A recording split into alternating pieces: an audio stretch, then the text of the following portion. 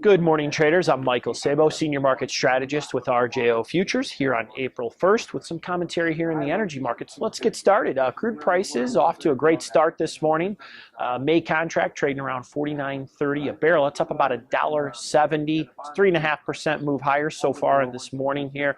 Brent's firmer, up about $1.50 right now.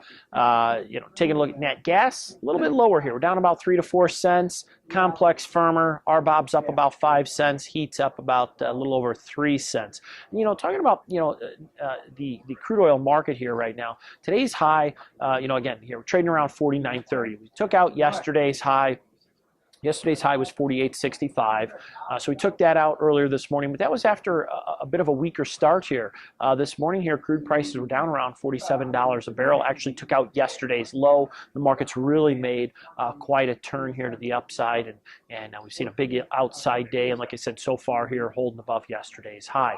And, let's talk about, some of the things affecting the market here this morning. Well, the dollar, U.S. dollar is a little bit weaker here this morning, so I think that is a bit supportive here to commodities in general. We're seeing gold prices also quite a bit firmer on that news, and of course I think that's helping us be pretty supportive here to the crude oil market.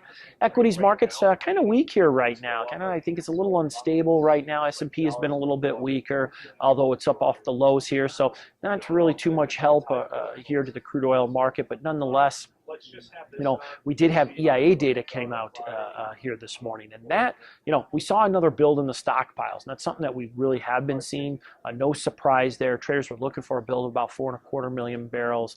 Build came in right around there at about 4.75 million barrels, so right around expectations, and yet the market is still responding favorably. The more important thing I think to take away from the EIA data this morning is taking a look at refinery capacity utilization here over the last 4 weeks, year over year.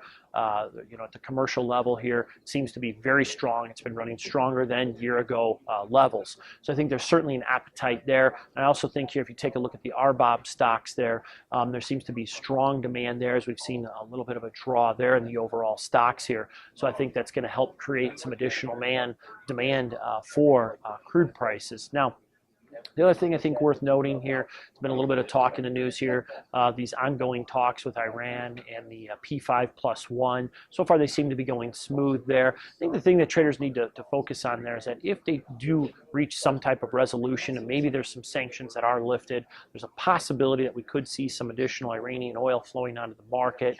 Although I think that behind the scenes, I think Saudis are pretty content with keeping those sanctions in place, as it just helps to keep some additional oil off of the world market. On the technical side of things, and I think that's pretty important here to take a look at right now. If you look at the lows that we saw here back in March on the 18th, and then the highs that we saw on the 26th, and you look at the 50% Fibonacci retracement levels, kind of trading right down around that area here. We've kind of bounced up out of there here actually a little bit. Most of the price action so far today has been above the 10-day moving average. Same goes for yesterday. So I think technically the market is setting itself up here pretty well. If we see today's close above yesterday's high, in my opinion here, I think it's possibly setting crude prices up here to test, at least the $50, $51 area here. So if you'd like to talk a little bit more and get into a little bit more details and talk strategy, be sure to give me a call or shoot me an email. We can discuss that a little bit more. Futures and options on futures may involve substantial risk and may not be suitable for all investors.